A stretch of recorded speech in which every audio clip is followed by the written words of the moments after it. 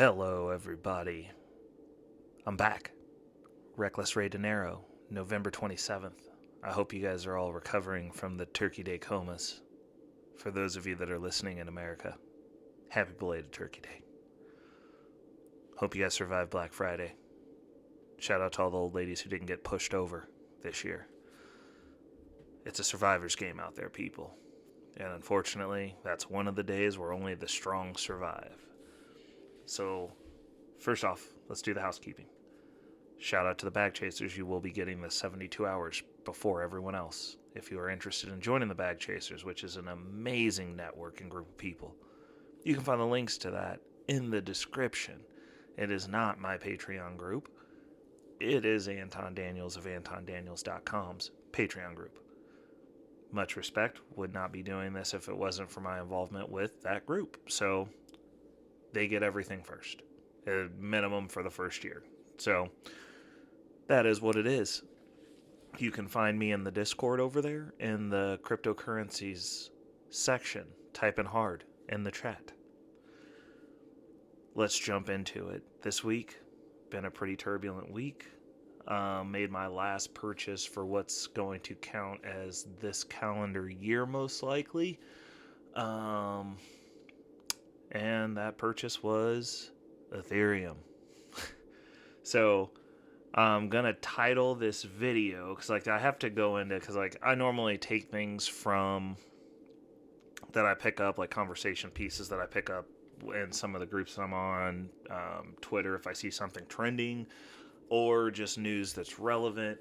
And one of the conversations that I always hear in the crypto space, and it's stupid because it's only amongst new people. I haven't talked to anyone who's been in this space for as long as I have that's still having this conversation. It's a new people conversation, so we're going to dive into that today too. Hence the name of the video, which will be The Bullish Case for Bitcoin, which is also a great book that you should read if you're in the cryptocurrency space, regardless of what your favorite project is. It's always good to be educated, people. +1 for that. So we're going to start off. As you can see, we're winding down this year's portfolio because everything else moving forward. So I'll have next week's portfolio will be the start. The start of the teardown. So we'll see this portfolio go in the way of all flesh. I'm going to start tearing down my liquidity positions and converting them over to ETH, and then getting them staked in Alchemix, and I'll probably start pulling those loans from there in to start having some inflow with my regular dollar cost averaging stuff that I have set up. So what we're looking at today, which this is kind of sad, like this time's flying. But obviously, Ethereum, big chunk, and this is just going to become Ethereum. And then after we get out of these positions, starting next year, we'll be moving towards our year-end goals for next year, because we start early. I don't like doing quick maths at the end of the year. So everything that I do in December goes into 2023. Those are going to be towards 2023 targets and the 2023 list. So as we get down here, we can take a look at the top 10. And we are starting with Ethereum. Obviously, it's Ethereum. Lido staked Ethereum. No brainers there. Those are probably also going to be actually, they probably won't be the largest holdings for next year. I will have them in the dollar cost averaging pool, but we'll see how that works out. Because I got a couple of different ideas for how we're going to start off next year, and I guess we'll find out next week how we're actually going to start implementing that. And then we've got the AGEUR, which is a Euro stablecoin. We're still keeping those. The Atom token, Cosmos Hub. Then we've got BTC, no brainer there. We're going to have that on the list next year also. Alchemix, which we should probably be seeing a little bit more of next year. We've got Frax, we've got GMX, we've got Optimism, and then we have Eurocoin. So, next week's video, I will have finalized at least the first quarter of what we're going to be focusing in on for next year.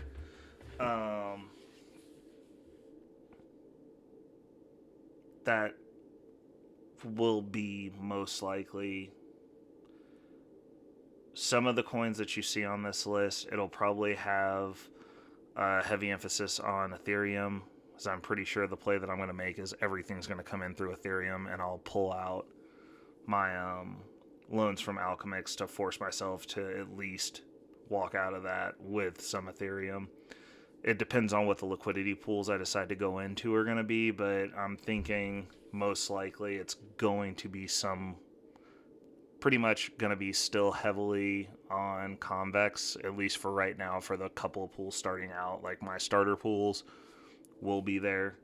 And yeah, so, we're ending the year off pretty much like I thought. It was going to be a rocky road, and it's rocky. It's moving sideways down-ish a little bit this week. I'm not complaining about it. I've gotten some good buys in, dragged some averages down, which is always good. And let's move on. So the main thing we're going to talk about for our extra thing this week is going to be cryptocurrency adoption. Now, the thing that is kind of a grind my gears rant that we'll have for the rest of this video, it's very bothersome how tribalistic people are, as though there's only going to be one token. And it gets to the point to where people are comparing things that aren't in competition at all with things that aren't in competition at all, and then trying to draw these like false equivalencies of, oh, well, this coin's better than this coin and my coin's the best. And it's just a dumb, arbitrary argument for stupid people who have made investments emotionally without doing it. Like, math has nothing to do with it. Logic has nothing to do with it. It's, oh, I'm in this coin and I bought it and I'm supposed to feel some type of way because everybody gets on Twitter and types in all caps. It's dumb. I mean, I do it too sometimes for fun, but like, it's literally the stupidest thing ever. It's not how you invest. Like, nobody buys a share of Tesla and goes, I'm not buying any other stock because Tesla is going to be the only company in the future. Like, it's just stupid. It's dumb. Like, think about that statement. Okay, now, my recommendation to people all the time, I tell people that they should have, and this is going off of like current rates because I got into Bitcoin early, so like I'm not going to tell people that they need to have a whole one because for some people that's insurmountable high amount. But I'm like, you should have like 0.25 Bitcoin and like, 3 to 5 ETH before you start investing in altcoins. And I leave it at that. And that's just my 2 cents. I'm like, hey, like, get your guaranteed boring wins. Like, why would you not secure the foundation to the house before you go gambling? And like, you don't gamble with your house money. And then these people come back and be like, oh, well, what about this coin? And what about this coin? And what about this coin? And oh, well, blah, blah. And I'm like, yeah, literally, the further down the list you go, generally speaking, the better it does during a bull run. With that said, you should have some store of wealth because, like, if these coins are taking hits based on what Bitcoin does and moving based on what Bitcoin does, you should probably have some Bitcoin. If all the projects are built on Ethereum and everyone's using Ethereum, or everyone's trying to set their coin up to communicate directly to Ethereum, you should probably own some Ethereum. Like, yeah, okay, so I guess 200% or a 2x gain, oh, not that fun when other people are getting 100% gains, 1,000% gains, whatever. But like, those people are also riding that stuff to zero. Like, I can't tell you how many of these morons I've talked to during the Shiba run when I told people, I was like, hey, not a long-term play. Get your money while you can. It's a good swing trade. Oh, well, you didn't recommend it. I'm like, yeah, no, I wouldn't recommend it. It's freaking gambling. Like, It's just what it is. Like, I literally call those gambling plays. Throw $100 at it and look away from the table until you've won something. That's what it is. And I know that's going to piss some people off, but it's the truth. And then these people, these same people, oh, when Shiba Inu started tanking, oh, I'm down, but I'm just spending another 15 grand on the dip. And then they lost that. And then they didn't want to post about it anymore. But for some reason, I'm the bad guy. Because I was like, hey, maybe if you had 15 grand, just saying, since you lost it, maybe, hypothetical, you should put that in something that's not, and I don't think Shiba Inu is going away, but I'm just saying during that time period, and we all know what time period this was. If you've been here, and if you haven't, just do your research. It's not hard to tell. Look at the graph. When it does the insurmountable tank, that's when the party was over. I'm not saying it's going away, but what I'm saying is it is not a staple at this time. That is not the narrative. That's not where the network effect is. That's not where the energy is for people actually building things. And we can reference that by looking at who's building where, because you can see all these things in the space. Which is why, also, Shiba Inu is not comparable to Bitcoin because they're not trying to do the same thing. That's another thing. Stop comparing things that don't do the same thing. Just because it's a coin doesn't mean that they do the same thing. Stop making those comparisons. It's asinine, it's ignorant, it makes no sense. It also doesn't help because, like, if you're just holding one coin, then you're out here looking like an idiot anyway. Like, I mean, unless, of course, you're holding the one right coin and you win. But it's like, if you're holding it win or lose, then you'll just go up and then you're going to ride it down 90%. Which I'm not opposed to because I'm not a big avid trader. I don't trade. But, like, I normally try to shore up the ships at this point, having been doing in this market as long as I can. As long as I have been. To, you know, make sure you have a strong foundation. Then you can make gambles. And I'm not saying, like, don't make gambles or don't believe in projects. I'm saying don't emotionally believe in projects. Also, I wouldn't say that there's gonna be one coin. Like, that's stuff that I thought my first year, which is basically how I can tell who hasn't been in this space for over 2 years or who just started. Because they have those conversations, and it's like stuff that literally was conversation pieces in 2013, 2014, 2015. Like, you're regurgitating talking points that we've already had and put those conversations to bed. So, like, you're pretty much talking from the kids' table, which is fine, but just know where you're at. So, there's, like, this conversation, and people keep bringing up where they're comparing, and I've seen it a lot of places. They're comparing XRP to Bitcoin. And they're not competitors. Bitcoin is adopted by banks. They're not it's not trying to be a replacement for Swift, which XRP is, and probably going to be a good job at. Like, I mean, anything's better than Swift at this point. They're not the same target audience. The bank is using it from an infrastructural standpoint. The bank is also, any place that you see that's custodying crypto, any bank that you see that says, hey, we're doing Bitcoin custody service, they are holding Bitcoin. They're holding it for a different reason than what they're utilizing XRP for. You can walk and chew gum at the same time. Two things can be used. XRP is not a replacement nor a competitor for Bitcoin. They're not doing the same thing. They're trying to get in bed with traditional finance, which I think should all burn. But that's just me.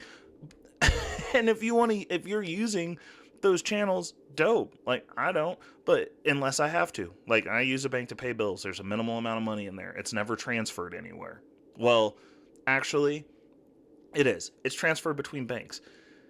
And some of them, which I'm willing to bet, are ones that are probably using some form or something of the like, similar to what Ripple's doing with the back end of traditional finances. Some of those bank transfers go way faster than other ones. And, you know, it's beneficial. It's very convenient. But they're also not holding XRP as a currency backing or doing custody services for it. Like, those are two totally different things. So they're not competitors. Which brings me to my point. So we can look at the global crypto adoption chart that I've got here. I got it pulled up for you. So you can see, based on the score index down here at the bottom, Like, the darker it is, the more adoption there is. And this is just like a random map that was done by Chainalysis, which does insights. They do data. These are relevant sources. So, places that we know for a fact that are using Bitcoin specifically, because this is all crypto. This isn't just Bitcoin. Which I think America ranking 5 is laughable considering the fact that, like, it has to be just that they're allowing us to use it here. They're not like using it like they're, I don't know. I got some mixed opinions on that. But I've got an article here. Hold on. Here we go. This is a newer one, and this is one that I didn't know. And this is from back in April. So, like, I don't really follow this all the time, but this is CNBC. The Central African Republic becomes second country to adopt Bitcoin as legal tender. El Salvador has also done it. We know for a fact that Russia's been utilizing Bitcoin to get around their issues. Iran also has legalized it for import and export payments. So this is different. This doesn't mean that XRP doesn't need to exist. This doesn't mean that any other coin doesn't need to exist. I'm just pointing out that these are different uses. The country isn't utilizing XRP as a store of value. You use it for a back channel or a replacement for Swift. That is totally different from being used as a store of value. Those are two different things. It's also not saying that, oh, Ethereum isn't going to exist. Like, no, that doesn't mean that Ethereum's not useful. Ethereum is being used for literally everything that's the internet, basically, is being built on there. Like, these are things where it's like, hey, a smart person, maybe, I mean, if you believe in traditional finance, which is the only reason I'm not a big fan of XRP, is because I'm not a fan of traditional finance. Like, I don't like gatekeepers. I mean, if you want somebody to tell you what you can and can't do with your money because, like, you're not intelligent enough to be able to manage your money uninhibited, dope. Do that. I'm not a fan of it, so I don't support those things with my money. Just a me thing. But that's literally my reason for not investing in XRP. And, like, am I going to miss out on gains? Absolutely. And I'm fine with it because I have other projects that I do support that I'm going to get gains on because there's not just going to be one coin. It's stupid to think that way. But, like, in my basket, I'm like, well, I'm not going to support that specifically. It's the same reason I wasn't in on the whole FTX thing. I don't like traditional finance. I don't like those guys. They are not necessarily, in my opinion, by and large, good people. So, I'm not supporting them with my money. Like, I'm trying to take my money out of the system we have now.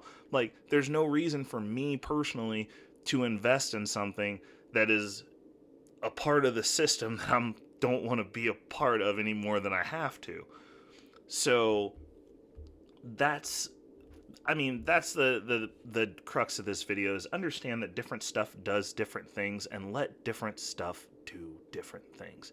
And just make your money off it being good at what it does. You don't have to say that XRP is Ethereum or XRP versus Bitcoin. Like, it's not an argument. Like, all three of those things do three different, literally in this case, three different things. So, like, if you're going to have a diversified portfolio and you really believe in XRP, those three coins would be a great start to have your foundation. And you're just like, hey, I rock with this, and be able to explain it aside from it's better.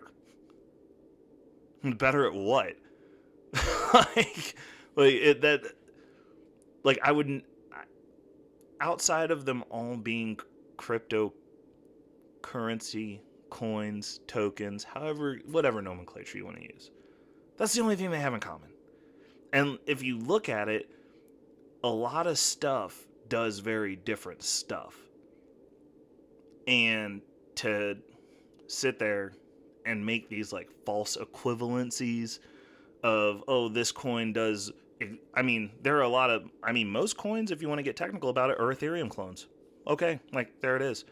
So, like, you could make that comparison with a lot of stuff, but, like, Ethereum 100% diverged itself from Bitcoin because it's not trying to be a reserve currency, nor is it being used as that by anyone. No country has adopted Ethereum either as a reserve currency or allowed it as legal tender. That's all that Bitcoin needs to do. That's why it's slow.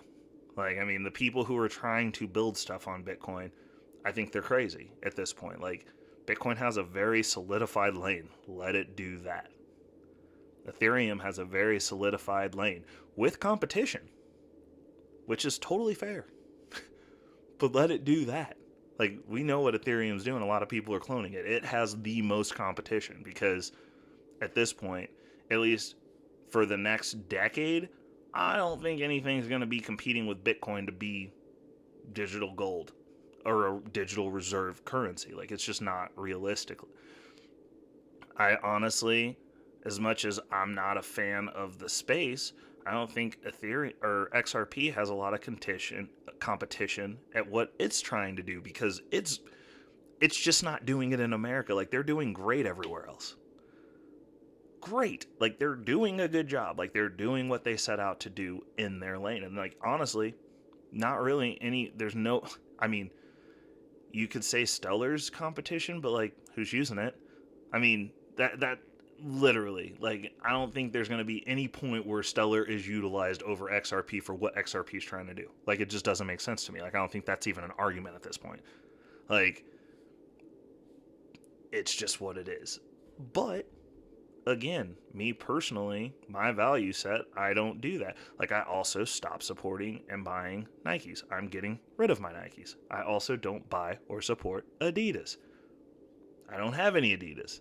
But, like, you know, at some point, like, your values are your values. And so you can speak with your dollars. You should be able to do more than just speak with those dollars, but it's what it is. Like, I don't support companies that do things that I don't believe in. So, with that said, lanes, people, it's okay. You can have more than one token. You can have a favorite token. I'm just saying, if you're emotionally invested in your project to the point that you're trying to argue with people online about how great it is in comparison to something that's not competing with it, you might be about to lose money or something. Generally speaking, anytime that I've felt that way where I needed to argue with somebody in an arbitrary fashion just for the sake of arguing or appearing intelligent, I also wasn't right. I'm just going to leave it at that. So hopefully we're going into 2023. We're not going to be having those conversations. Next week, I will start divulging some of the plans that I have for this channel moving forward. There's going to be some changes around here. And the portfolio updates. Obviously, we'll be doing the last 4 for the year, which is going to be me tearing down and building out the new one. So there'll be 2 pieces to the update at that point, obviously, like which pool I'm well, it's really just going to be this thing turning into a big old Ethereum and maybe a little bit of Bitcoin. But yeah, no, it's going to be good. And yeah, lots of updates, lots of fun stuff coming down the pipes. I'm really excited. And I will catch you guys later. Also, it'd probably be a good idea if you're subscribed to the channel or new to the channel to have that bell notification on, because when I'm doing my live panels or I'm on a panel or I'm hosting my show over on I See a Little Podcast on Thursday nights, I do post about that. I post the update. As soon as the link gets prepared, I post that. And that way you would get the notification so that you can tune into that as well. Because, like, I'm trying to kind of bridge that gap here, and so that everybody's on the same page and knows when I'm doing stuff. Also, you'll know when these go live if you're not in the Patreon, because I post for the people on the Patreon. When this goes live on Wednesdays, not so much, but I'm gonna start getting more active, a little bit better at self-promotion so that people know what's going on around here. Anyways, I hope you guys have had a great week, great holiday for those of you in America, and that you're implementing and putting in place the strategies to make next year the best year of your life. Till next time, guys. I'm out.